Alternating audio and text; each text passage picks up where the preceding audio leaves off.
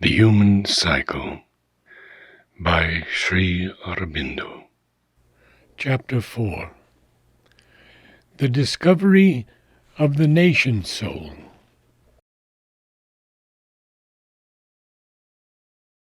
Therefore, in nations so circumstanced, this tendency of self-finding has been most powerful, and has even created in some of them a new type of national movement, as in Ireland and India.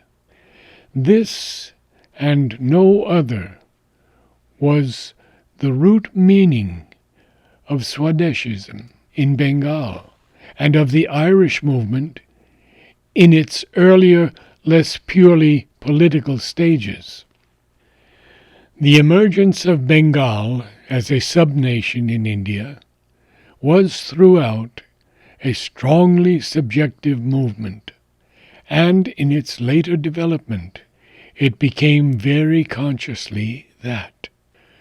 The movement of 1905 in Bengal pursued a quite new conception of the nation, not merely as a country, but a soul, a psychological, almost a spiritual being, and even when acting from economical and political motives, it sought to dynamize them by this subjective conception, and to make them instruments of self-expression rather than objects in themselves.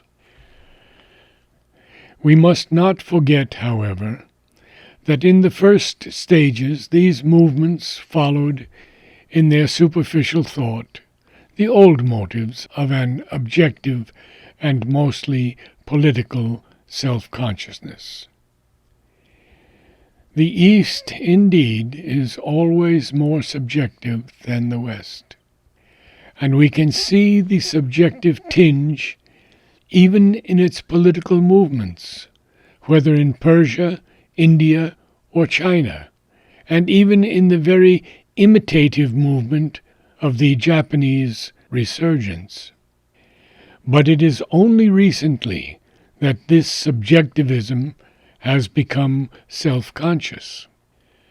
We may therefore conclude that the conscious and deliberate subjectivism of certain nations was only the sign and precursor of a general change in humanity, and has been helped forward by local circumstances, but was not really dependent upon them, or in any sense their product. The general change is incontestable. It is one of the capital phenomena of the tendencies of national and communal life at the present hour.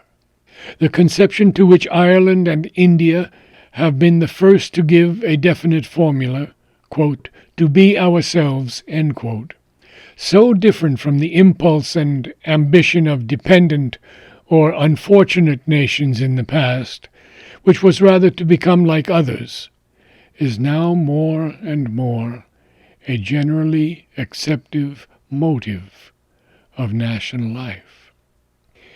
It opens the way to great dangers and errors, but it is the essential condition for that which has now become the demand of the time spirit on the human race, that it shall find subjectively, not only in the individual, but in the nation and in the unity of the human race itself, its deeper being, its inner law, its real self, and live according to that and no longer by artificial standards.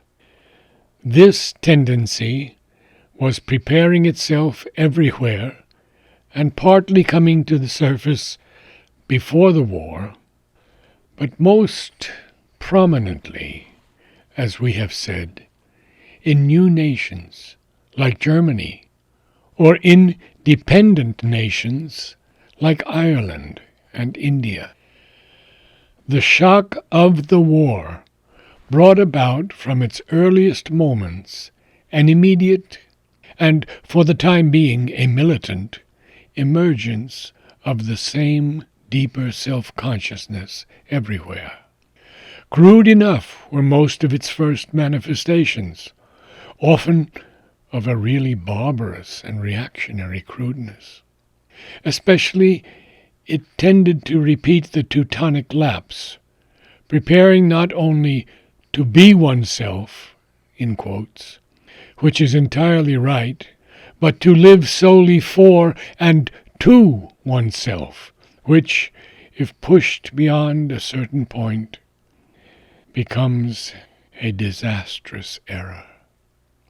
For it is necessary, if the subjective age of humanity is to produce its best fruits, that the nations should become conscious not only of their own, but of each other's souls, and learn to respect, to help, and to profit, not only economically and intellectually, but subjectively and spiritually by each other.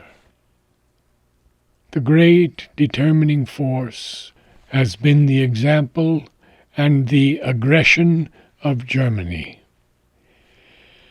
The example, because no other nation has so self-consciously, so methodically, so intelligently, and from the external point of view, so successfully sought to find, to dynamize, to live itself, and make the most of its own power of being. Its aggression, because the very nature and declared watchwords of the attack have tended to arouse a defensive self-consciousness in the assailed, and force them to perceive what was the source of this tremendous strength, and to perceive, too, that they themselves must seek consciously an answering strength in the same deeper sources. Germany was, for the time, the most remarkable present instance of a nation preparing for the subjective stage, because it had, in the first place, a certain kind of vision, unfortunately intellectual rather than illuminated, and the courage to follow it, unfortunately again a vital and intellectual rather than a spiritual hardihood. And secondly, being master of its destinies, was able to order its own life so as to express its self-vision.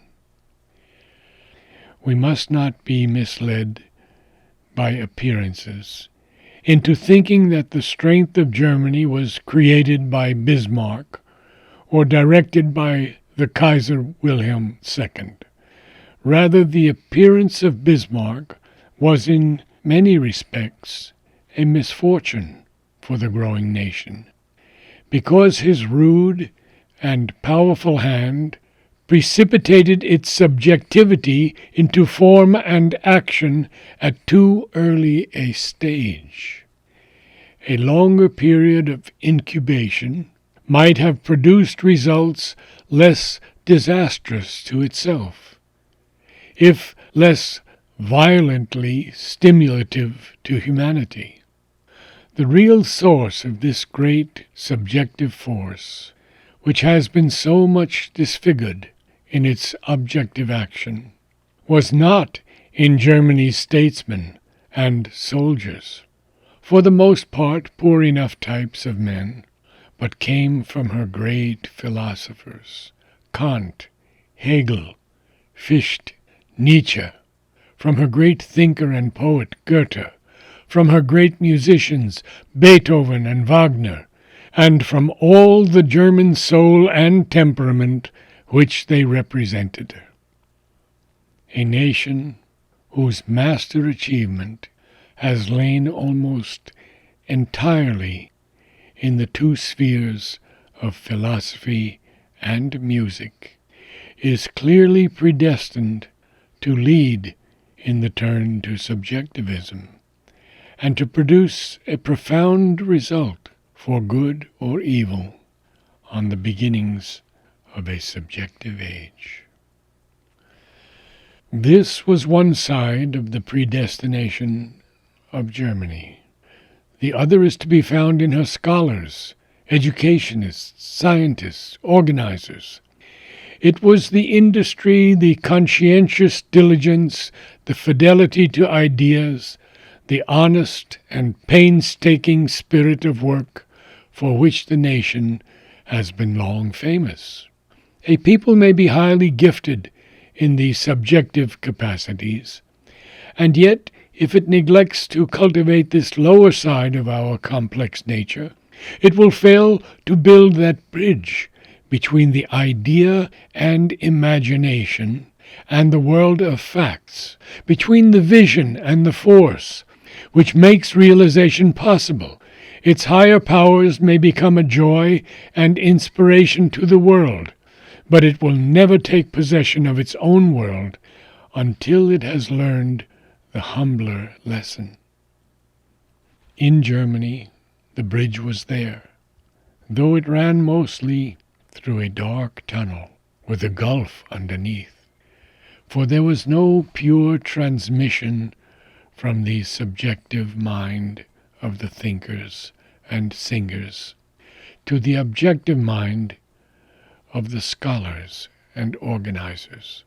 The misapplication by Tretzky of the teaching of Nietzsche to national and international uses, which would have profoundly disgusted the philosopher himself, is an example of this obscure transmission. But still a transmission there was. For more than a half-century, Germany turned a deep eye of subjective introspection on herself and things and ideas in search of the truth of her own being and of the world, and for another half-century a patient eye of scientific research on the objective means for organizing what she had or thought she had gained. And something was done, something indeed powerful and enormous, but also in certain directions, not in all, misshapen and disconcerting. Unfortunately, those directions were precisely the very central lines on which to go wrong is to miss the goal. It may be said, indeed, that the last result of the something done, the war, the collapse, the fierce reaction towards the rigid, armored, aggressive, formidable Nazi state, is not only discouraging enough, but a clear warning to abandon that path and go back to older and safer ways. But the misuse of great powers is no argument against their right use. To go back is impossible. The attempt is always, indeed, an illusion. We have all to do the same thing which Germany has attempted, but to take care not to do it likewise. Therefore we must look beyond the red mist of blood of the war, and the dark, fuliginous confusion and chaos which now oppress the world, to see why and where was the failure. For her failure, which became evident by the turn her action took, and was converted for the time being into total collapse, was clear even then to the dispassionate thinker who seeks only the truth. That befell her which sometimes befalls the seeker on the path of yoga, the art of conscious self-finding, a path exposed to far profounder perils than beset ordinarily the average man when he follows a false light to his spiritual ruin. She had mistaken her vital ego for herself. She had sought for her soul and found only her force. For she had said, like the Asura, quotes, I am my body, my life, my mind, my temperament, end quotes, and become attached with a titanic force to these. Especially she had said, quotes, I am my life and body, end quotes. And then that there can be no greater mistake for man or nation. The soul of man or nation is something more and diviner than that. It is greater than its instruments, and cannot be shut up in a physical, a vital, a mental, or a temperamental formula. So to confine it, even though the false formation be embodied in the armor-plated social body of a huge collective human dinosaurus, can only stifle the growth of the inner reality and end in decay or the extinction that overtakes all that is unplastic and unadaptable. It is evident that there is a false as well as a true subjectivism, and the errors to which the subjective trend may be liable are as great as its possibilities, and may well lead to capital disasters. This distinction must be clearly grasped if the road of this stage of social evolution is to be made safe for the human race.